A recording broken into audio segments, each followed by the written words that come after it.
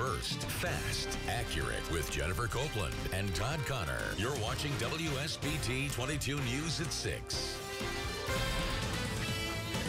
No one has been spared. Heavy rain and melting snow are causing problems across the area. From flooded basements to streets, parts of some roads are even being washed away from the water. There are too many road closures and travel advisories for us to list. Also, several schools have announced that they have delays for tomorrow.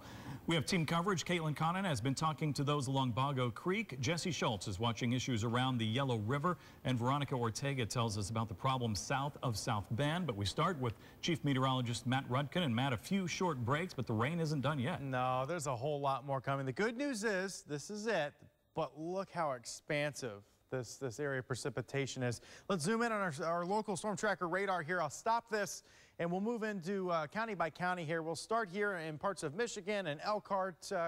Notice there's a lot of rain. Millersburg, down towards Goshen, over towards Middlebury and Shipshewana. Extremely heavy rain for you. Our southern counties, you've seen a lot and you're continuing to add to that. Warsaw, there's very heavy rain just to your west near the CCAC by Atwood. This is all coming right towards Warsaw and over towards Leesburg, Syracuse, and North Webster. Plymouth, Knox, heavy rain for you. Rochester and Winnemac, areas in between the communities. Everybody's seeing moderate to heavy, steady rain here. How much rain has fallen in the past 24 hours? Easily 4 to 5 inches of precipitation. Some of you picking up more than 5 inches. We're going to add another 1 to 2 inches through the evening and overnight hours tonight and into your morning tomorrow. To try to put this into perspective here, this is a significant event. Notice it continues through the evening and eventually goes down to just a slight chance by the morning. So that's the good news. But this was a very, very significant event. If this were snow, we'd be talking 50 to 60 inches of snow. Now, two different physics here between cold air and warm air. But I want to try to reiterate how significant this is, shattering records all over the place. Our normal winter season is about 65 inches of snow. So we have almost all of our winter precipitation in 36 hours. That's why we're seeing significant problems.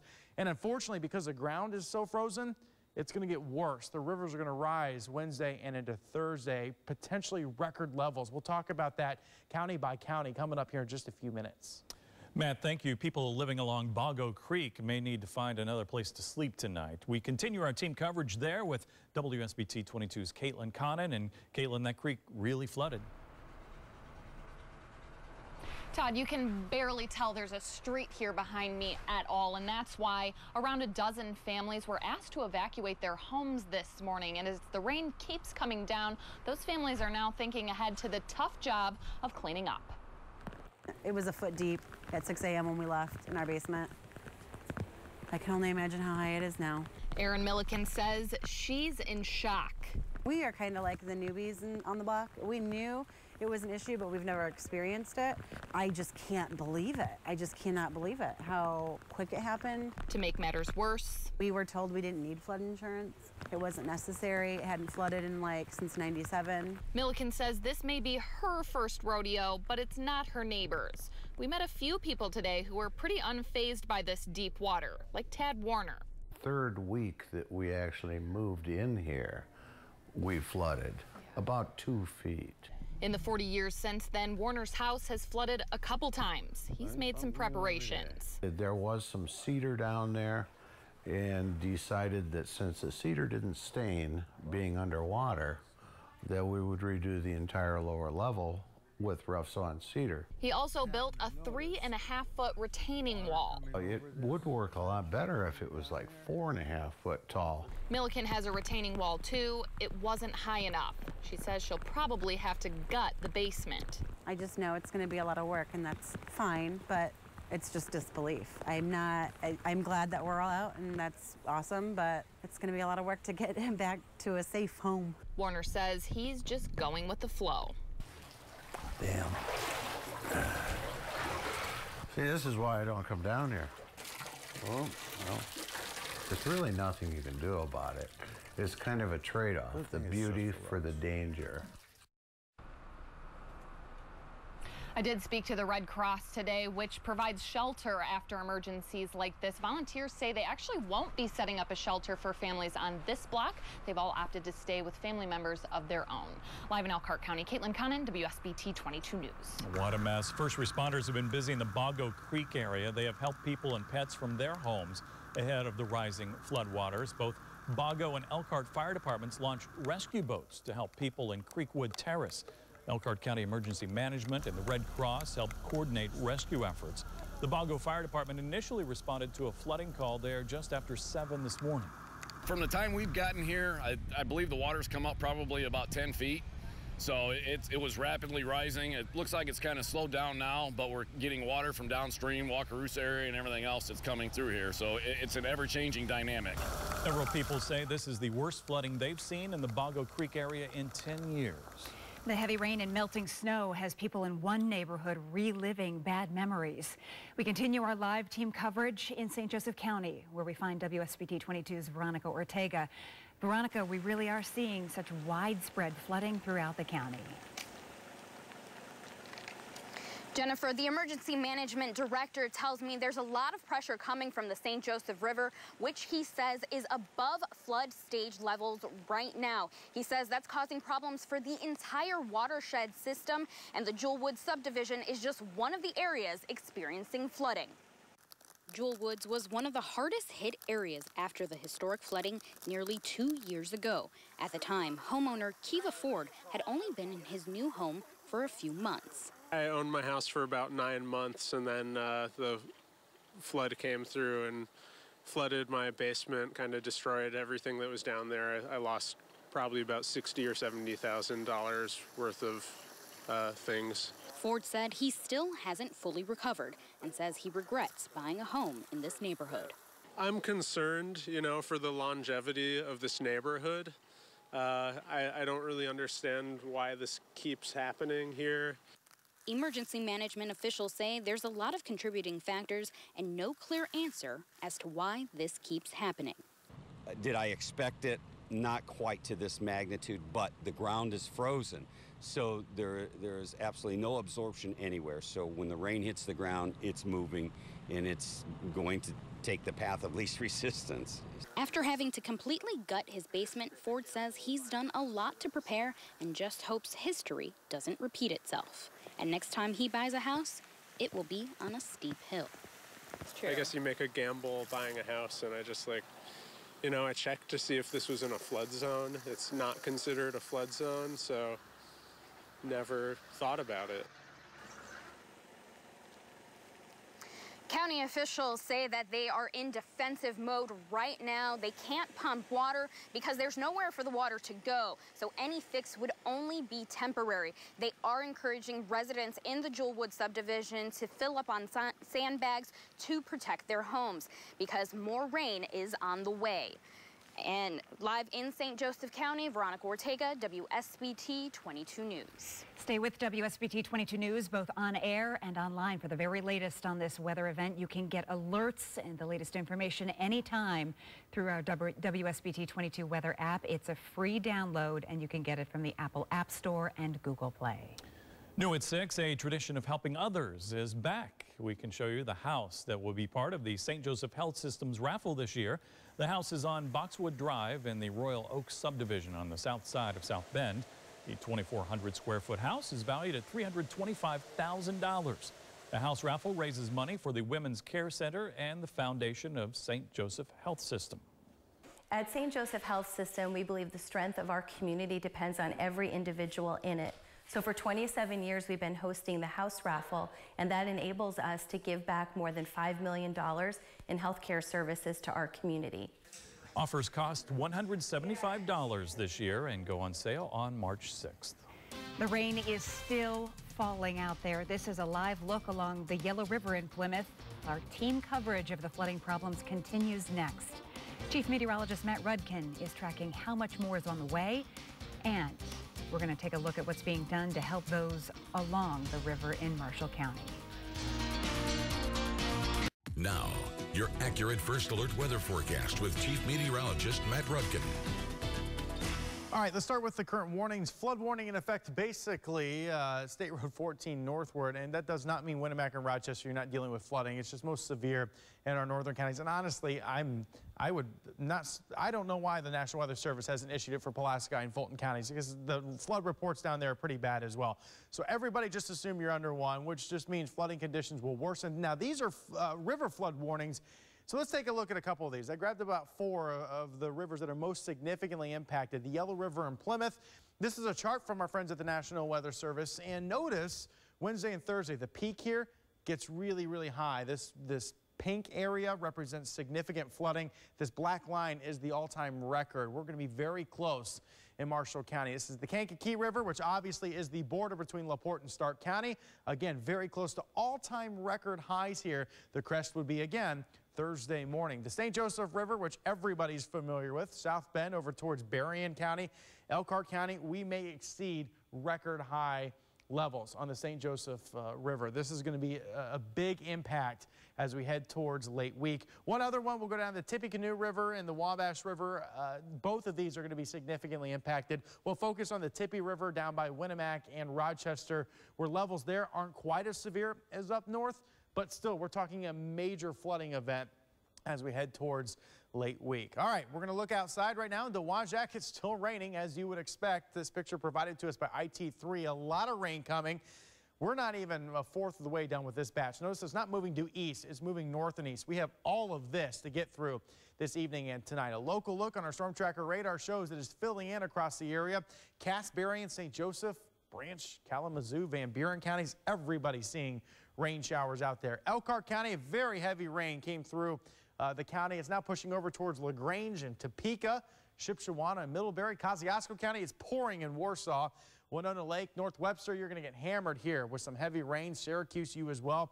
Eventually Sidney, Claypool, Silver Lake, Rochester down towards Akron.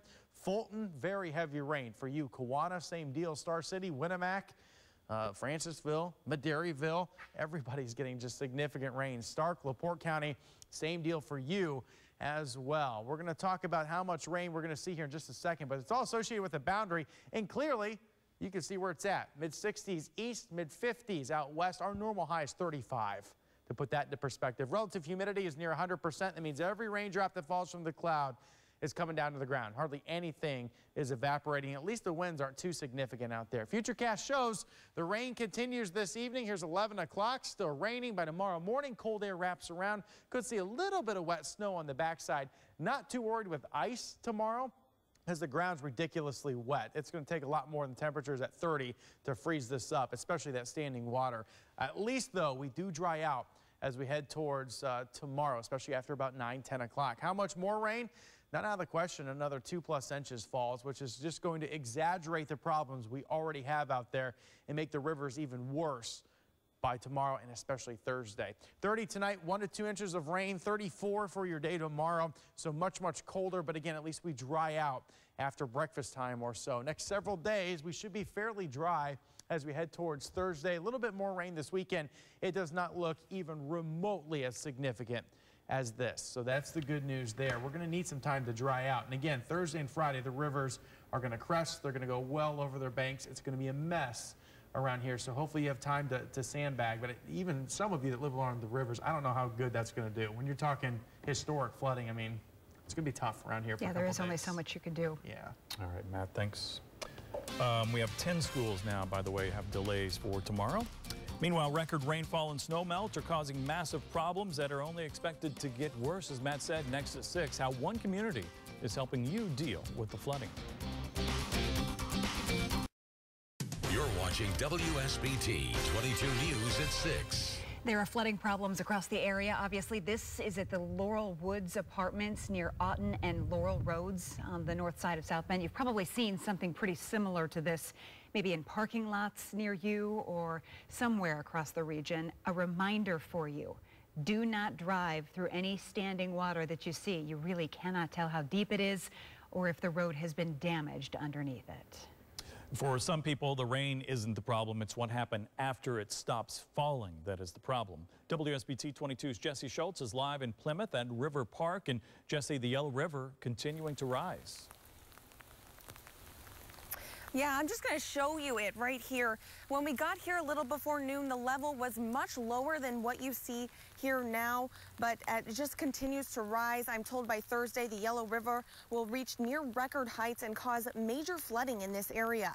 Plymouth River Park is actually constructed for flooding. It used to be a neighborhood, but over the last 10 years, the city and FEMA purchased about 11 houses here that were constantly damaged by the flooding river and made the park. Plymouth Mayor Mark Center says the last time there was a bad flood in Plymouth was in 2009. He's worried that the river flooding will close down several nearby streets, but he says city officials are bracing themselves for what's to come. I've already talked to the NIPSCO, and I've already talked to the Plymouth School Corporation, and we're prepared to do anything that we need to do. So to put things into perspective, this river, by the time it's expected to crest, will reach about 16 feet, and the record-breaking flood level was 17 feet. So we're pretty close there. Now, Mayor Center says that the city will provide sandbags for anyone who needs it at the Hoffman Brothers Auto Park parking lot, and all you have to do is bring your own shovel. Now, Marshall County is under a travel advisory, so just beware when you're out there. For now, I'm live in Plymouth. Jesse Schultz, WSBT 22 News. Oh, the flooding is so wide-reaching. You know, it's affecting people with their homes, schools tomorrow. We've talked about that. What are you hearing with practices and games? Yeah, I'm sure some schools have canceled practices, and I know the Bremen game tonight against Triton has been postponed to tomorrow, again, just because travel in that area is not safe at this point. So that's certainly impacting the sports as well. But there are some games played, and the ones that are we will have tonight. Coming up next, we're going to talk about Notre Dame basketball. Obviously, the Irish dealt a tough blow last night with their loss. Plus, the new baseball season is off to a good start for Notre Dame. We're going to visit with the hero of the weekend next in sports. This sports segment on WSBT 22 is sponsored by your Platinum Chevy dealers. Now, sports with Pete Byrne. Notre Dame's NCAA tournament hopes were likely shattered last night as the Irish lost another close game against Miami, dropping their overall record to 16-12 and 6-9 in the ACC. Now, if the Irish hope to finish at 500 in the conference, they have to win their final 3 regular season games, which certainly won't be easy, considering Notre Dame will wrap up the regular season on the road against #1 Virginia. But to even be considered for an at-large bid to the big dance, the Irish would also likely have to make a deep run in the ACC tournament. After last night's loss, they are fully aware that the odds are against them. Go play it out. I got no predictions. I got no crystal ball where we're at. You somehow get to 8 league wins before you go to Brooklyn and Bonzi's healthy, then you'd have to do something there. Ooh, it also could be an NIT team. That may not be bad for this team either. It's extremely disappointing. You know, we have 3 regular season games left, 1 more guaranteed game in the ACC tournament, so time's very limited for Torres, Mad Bonds, and the rest of the guys in the locker room. Now, in other college basketball news today, the NCAA Infractions Committee upheld a ruling that will strip Louisville of its 2013 national championship. It's the first time in the modern era a school has had a vacated title in basketball. Louisville will also be stripped of 123 wins overall and its 2012 Final Four appearance. The Notre Dame baseball team got its season off to a magnificent start over the weekend when the Irish took 2 out of 3 games at 9th-ranked LSU. They did it with good pitching and great hitting, particularly by junior Eric Gilgenbach, who you see there. He slugged 3 home runs, including a grand slam, which clinched the series win on Sunday. Oh, man, it's invigorating. When I saw the bases loaded, I knew, you know, it was a possibility, but I just focused on barreling the ball up, and it's pretty surreal, you know, and you got those fans there, and you kind of show them up a little bit. It was a good time. It felt really good. Now the Irish will leave town for San Antonio tomorrow, where they will play 4 games in the Alamo Irish Classic this weekend. Finally, the Colts will put former wide receiver Reggie Wayne into the Ring of Honor next year. Wayne played in a franchise record 211 games over 14 seasons, caught more than 1,000 passes and 82 touchdowns. Wayne will become the 15th person in the Ring of Honor, joining former teammates Marvin Harrison, Edgerrin James, Jeff Saturday, and Peyton Manning, as well as coach Tony Dungy. Certainly that will bring back some memories of some very good teams. They don't know exactly when yet because the NFL schedule isn't out, but it'll certainly be at one of their 8 home games next year. Well deserved, no doubt. All right, we'll be right back. All right, rain heavy at times is going to continue really through the evening and overnight hours. An additional 1 to 2 inches of rain is going to cause significant problems tomorrow. The standing water will increase in size and in its depth. And then the big concern after that is when it all drains out after the rain stops. Thursday and Friday, these rivers are going to crest potentially at record levels. Just for an example, the St. Joseph River downtown South Bend, if you know where the river lights are at, they're almost underwater, and it's going to go way above that bridge. It's going to be an issue here next few days, so be safe. All right, and about a dozen schools already calling for delays tomorrow as well because of the rain. Yeah, so check our website if you don't get messages about that. Have a good night.